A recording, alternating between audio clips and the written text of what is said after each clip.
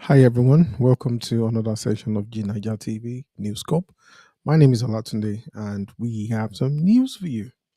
So the first news that we actually have that we want to talk about briefly, it's about the bandit leader um, who actually told security operatives in the north that if you kill 10 of us, 20 will emerge. That is part of the security situation that we've been talking about the past few weeks.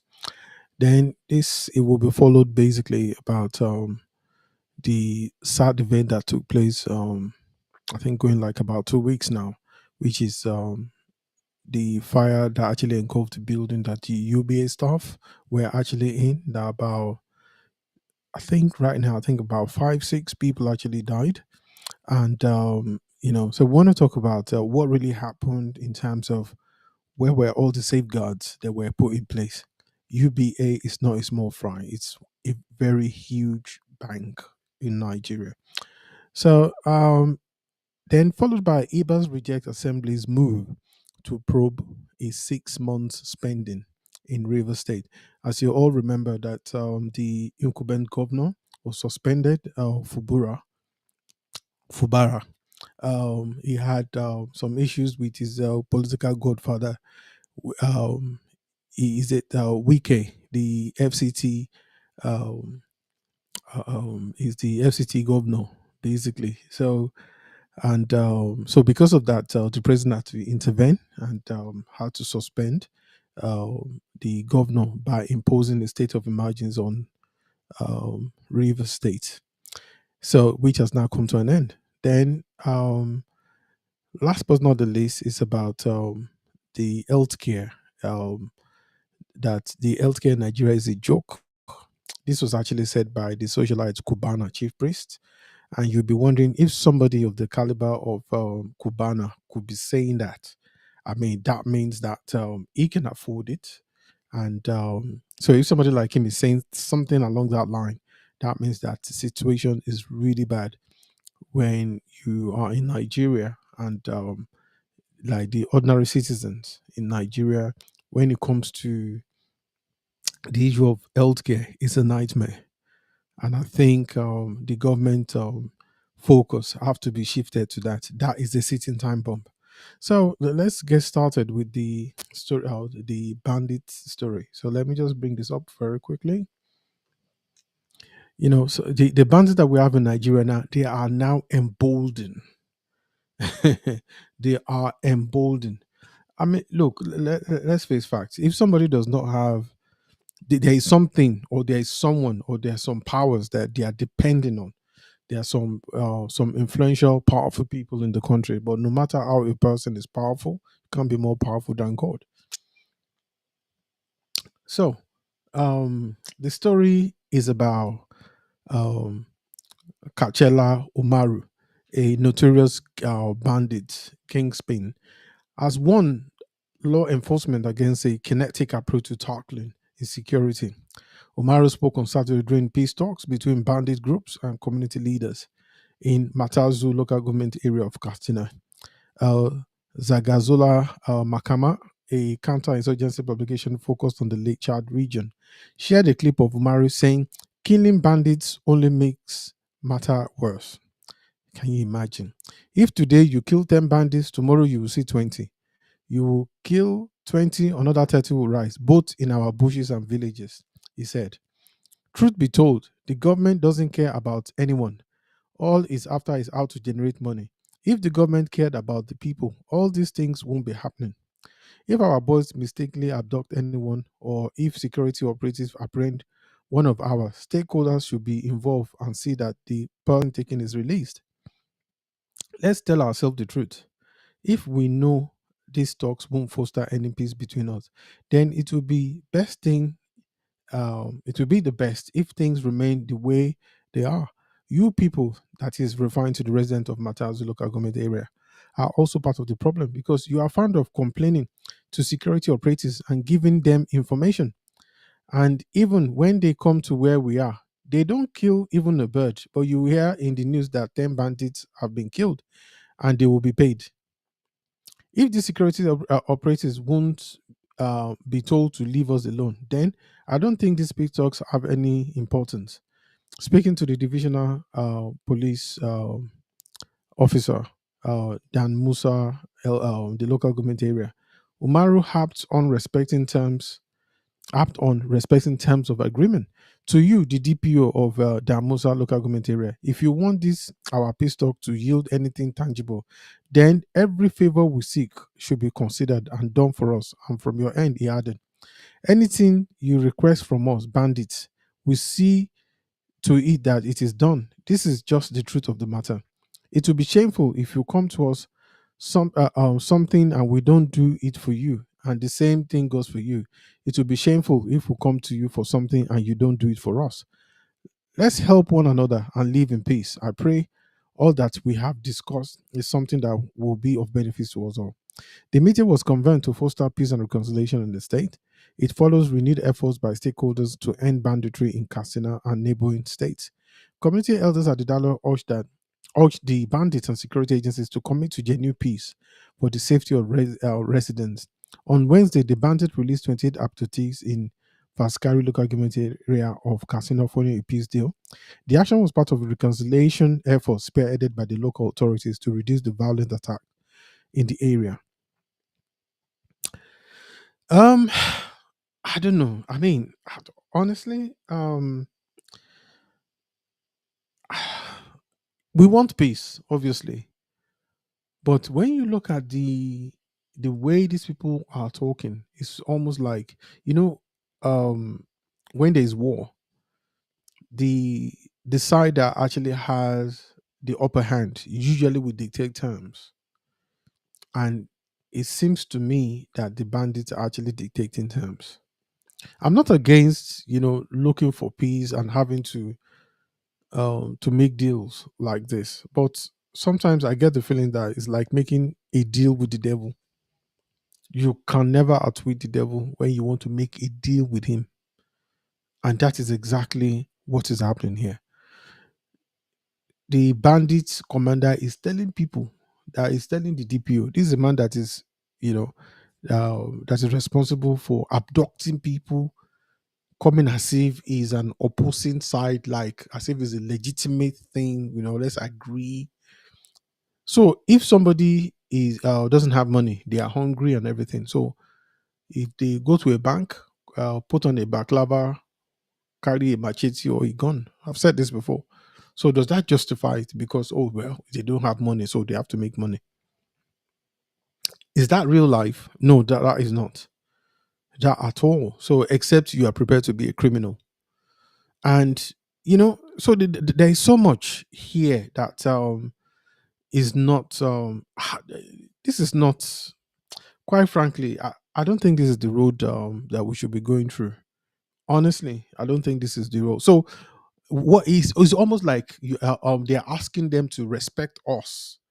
Okay, I mean, I thought the government should be telling them that, okay, look, we will be doing things to settle you guys, maybe to like they've got these projects going on that they are supposed to actually rehabilitate all these the bandits, kidnappers, and terrorists and all that. But we know that most often it doesn't work because it's not based on reality. If they are doing this, so somebody else as well will stand up and say, well, after all, this was done for Kachela, so why can't we do the same thing? Kill a bunch of people. So are they going to be are they going to be taking um are they going to be charged for all the murders, everything they've done? Because these people have murdered literally hundreds, if not thousands of people. And these coming dictating times, no, quite frankly, I'm not really on this. So I mean, guys, what do you think? Do you think they should just continue with these? They're after all trying to make peace and all that. Personally, I don't agree with this. So moving swiftly on. Um Yikes. So the next story that we have, right? Let me get rid of this. The sad event that actually took place almost over a week now, or if not more. It's something that nobody prays for. If we all, I mean, I don't know if you guys actually remember 9/11, what happened, but that was a terrorist attack. But in this, what really happened here is really a terrible thing. It's a terrible, terrible thing. Six precious souls lost their lives. You know, I've just been wondering, how did we get to this place? Initially the report that actually came out back then says, "Oh, thank God, nothing happened, people didn't die." So and I'm thinking, what I'm saying now is just speculation. I'm not saying it's a fact, but somebody was actually talking about that they were asking the stakeholders, those who are responsible, because for a business, I understand that UBA doesn't own the building. So because even if UBA does not own the building, I mean, so I'm just asking question here. Was there any plan actually put in place, say, for the I don't know whether UBA actually occupies the entire building, the entire skyscraper or no.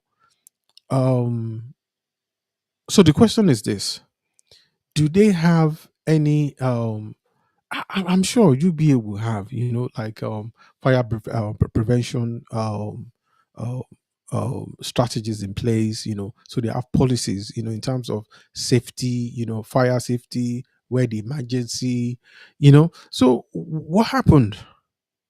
What really happened? How did this actually happen? And then those that own the building, so who is responsible for making sure that the building actually has, that actually has fire plan in place? So because when you actually look at this, right? So what's the policy that has to do with in terms of in case of fire emergency? What are the policies that are being put in place to deal with this? What's the framework?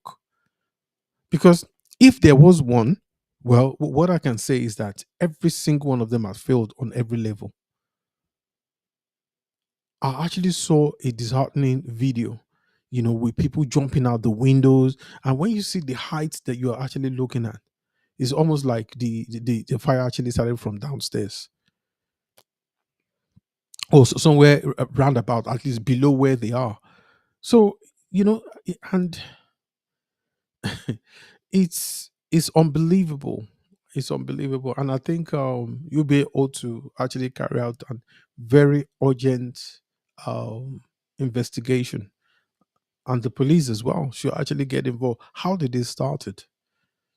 And there are in terms of what the remediative action that needs to actually be taken, they need to actually expedite that and really come out with that very quickly if they're still going to be using the same building. Because I mean, this is crazy. I mean, just look at this. These are young people in the prime of life. Their life is just about to start. And for this sort of thing to actually happen, it's very sad. Really, really sad. You know? So there's no amount, they actually mentioned them, one of them is 21, the another is 26, 36, 41, 27-year-old, you know. Jason Tony Shodipo, Kendi Adeoye, Indidi, um, Osamedike Okeke, Olumide Oyefodunrin, Opayemi Oluyede, Rebecca Adenuga. May their soul rest in peace. But this is not acceptable. This is not acceptable. This is a painful, like somebody actually said, a commentator said, painful loss. Young people in their prime. Condolences to their family. God Almighty comfort their families. So UBA actually holds a duty of care to ensure that these people work in a safe, environment. And an international organization like UBA, I found it very difficult that they were, they have been found wanting it's obvious. This is not about. I'm not slandering them. UBA is a very, it's a very strong, reliable, dependable bank. I don't bank with them, but I can tell you that they are not a new generation bank. So you would expect that a certain level of standard in terms of duty of care to their staff. How is this? How did this even happen? Unbelievable. So we're going to be doing some digging and some finding out, in the following days, and we'll be sharing those information with you. So moving swiftly on, we have the next that we're talking about is the caretaker um, administrator of of River State, Mr. Ibaz. I won't say he's not a Mister. He's actually a retired, I think, Commodore, and he has been he has actually been in for 6 months. He was actually appointed by President Tinubu. So now the 6 months, you see, that's the interesting thing about life. Whatever has a beginning must have an end. So sometimes people look at it that there are some things in life that you just think it will go on forever. No, everything has a time. So, and while we are the business of while God graces us with life every day, we need to be mindful that nothing is forever.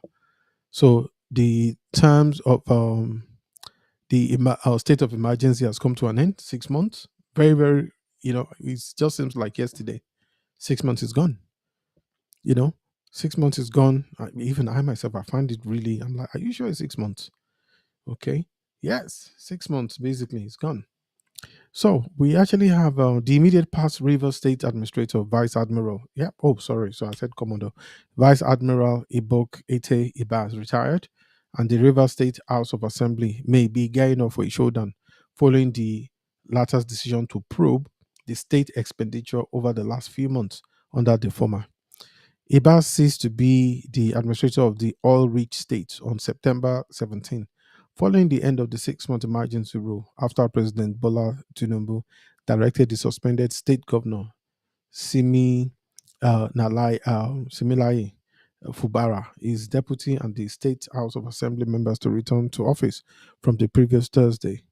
The River State House of Assembly, presided over by the Speaker, Martin Amewuli, during its first plenary after the end of the emergency rule, said it will investigate the state expenditure during the 6 months of emergency rule, according to the resolution of the House, to explore the process of knowing what transpired during the emergency rule with regard to spending from the Consolidated Revenue Fund for the award of contracts and other expenditure.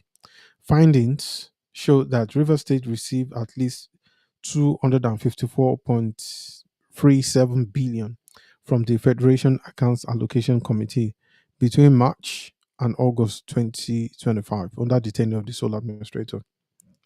This figure is based on analysis of FAAC data from the National Bureau of Statistics and other sources, while the NBS has released official breakdown up to June. The figures for July and August were collated from documents presented at FAAC meeting, obtained and reviewed. The data show Rivers took home 44.66 billion in March, 44.42 billion in April, 42.80 billion in May, and 42.30 billion in June, according to MBS. In July, the states received about 38.42 billion, while in August, it collected 41.76 billion, according to the document analyzed. This brought total net allocation in the 6 months to 254.37 billion, averaging 42.40 billion per month. If September follows the same trend, Rivers inflows could reach nearly 297 billion in 7 months. However, the structure of this allocation highlights the state heavy dependence on the 13% derivation from oil revenue. A breakdown shows that 13% oil derivation remained the largest single source of income. Between March and August, River received 133.24 billion in derivation, equivalent to about 52.4% of its FAAC allocation. In March, derivation amounted to 25.29 billion, nearly five times the statutory allocation of 5.14 billion, while in May it stood at 25.70 against 6.05 billion in statutory allocation. So, um, when you look at this, right?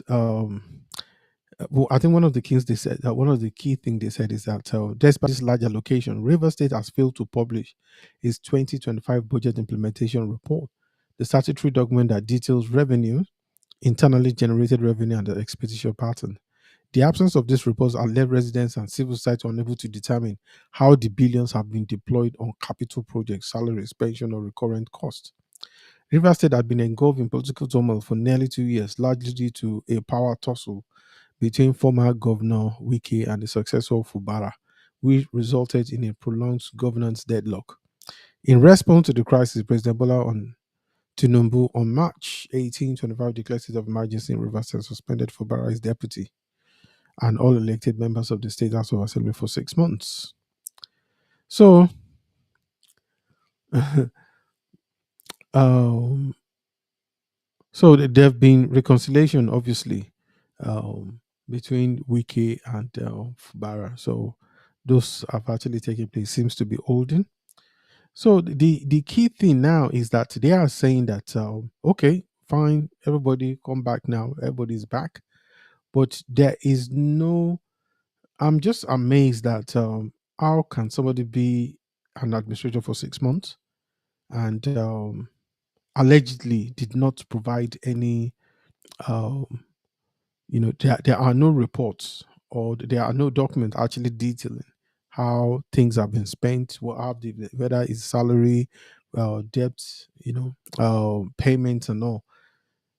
So he says there is no government without accountability. We all know what has happened so far. The budget of the state, for instance, was passed by national without them going through all the necessary processes, including public hearings where the people ought to know what is going into the budget and all that. But this government must give an account of what they have received so far. It's not enough for them to come and stay for 6 months and go away without telling the people of the state what came in, how they spend the money, and all that. If this is not done, of course, the remedies are open to us and open to every citizen of River State to ask for it. And whoever spends public money without accounting for it will pay for it. If not today, sometime to come, we are not just going to rest. The civil society leaders maintain that the administration has failed to demonstrate transparency despite the huge FAAC received for enforcing calls for a full public inquiry to the state finances since March. So the administrator has reacted. He said, reacting to the House of Assembly move to probe the expenditure under his tenure, Iba said the lawmakers lack the power to investigate him, pointing out that they didn't appoint him as the administrator of the state. Whoa. Whoa, whoa, whoa, whoa, whoa. If he has done what he is meant to do, he's not supposed to say that. Ibas, while answering a question from our reporter through his senior special advisor on media, Hector, on Sunday, said it was understandable that having been away from the business of legend for a while, the lawmakers were merely trying to make an effort to discharge their function. He, however, described the lawmaker resolve as commentary, adding that the attempt to probe the former administrator was tantamount to probing the president, who appointed him, as well as the National Assembly, which supervised the activities of IBAS as the state administrator as he then was. According to Igbe, why nobody can prevent the assembly from probing what they perceive to be their function within the state, the attempt to probe the immediate past administration of the state will be a fool's errand. Wow. Really? So they shouldn't. Oh, when you say they were going to prove the end of the administrator, was it the assembly that appointed the administrator? So what? Yeah, even if it's the president, yes, it's the president that has appointed the administrator. At the end of the day, the administrator was given the responsibility of actually running the state for 6 months. So you should be able to give accounts. So why can't you do that? What is wrong with that? You see, the point to note is so you can't stop people from running commentary. The House of Assembly has been on break for a long time, and you appreciate that they have not been able to discharge their function for such a long time. Now they have resumed. They have to make an effort to carry out their function. So it will seem their right to probe what has gone wrong in the state. Nobody can stop the lawmakers from carrying out a probe of what they perceive to be their function within the state. But like I asked earlier, were they the ones that appointed? I don't know why these guys keep saying this. So because they were not appointed, they can't give account. It's still public money, and yes, they are still he still represented the people in the states, regardless. So it's I think it's really it's Fubara at the moment is staying away. He's not saying anything. He's basically talking about the importance of peace, fostering unity and development, aligning his remark with the commemoration of the International Day of Peace. The Ibaz has to give. No, he has to. As long as it was actually as an administrator, whether it is the governor or whether no matter what, everybody in life must give an account in whatever. Once we have been put somewhere, so now the man has to give accounts. There's nothing. Nobody's accusing him of any wrongdoing. So that is what. So the way he's responding makes it seem as if there's something, something going on. So which is not supposed to be. So, but we'll be following development and see how this actually plays out. So, lastly, we'll be talking about the healthcare. Socialite Cubana chief priest actually laments about the healthcare system in Nigeria and said it's a joke. What's really scary about this is that if the person of Cubana could be saying that, so what would ordinary people, what are they supposed to say?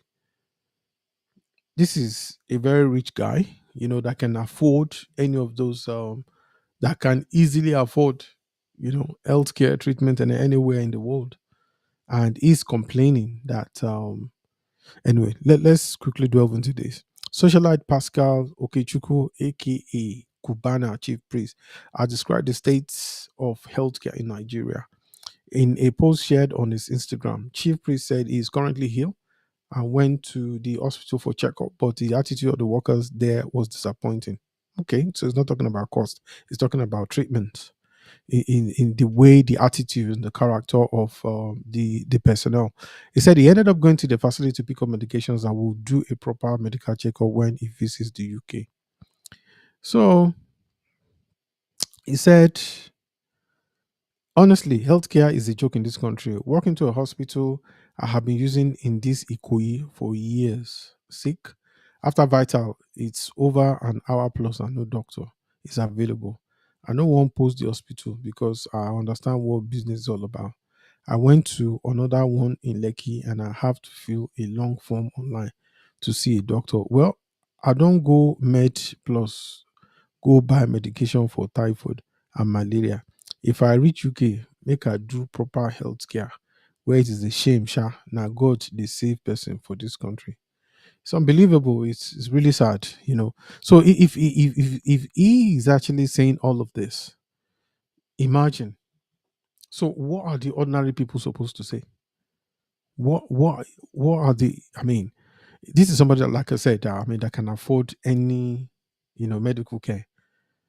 The medical care in Nigeria is I mean, it leaves a lot to be desired, honestly, in terms of cost. Now, the key thing there is the fact that most of the hospitals there to see a doctor. Remember, all of our doctors they are literally they've all left. Well, almost. So, how many doctors do we have in Nigeria? Immediately that we have doctors, and I can't blame them. With the kind of money they're actually paying medical doctors. I mean, come on. Nigeria can afford to pay its medical doctors very, very well. Very, very well. To make it worth their while to stay. But unfortunately, you know, so it's also we're dealing with a lot of things. Number, he's talking about, no, no doctors. To see a doctor, they've put things in place that I think is a way of sort of stalling So when people say, "Oh, we want to see a doctor," they will say, "Oh, yeah, fill this form." By the time you are spending 2 hours, you won't know that time is flying.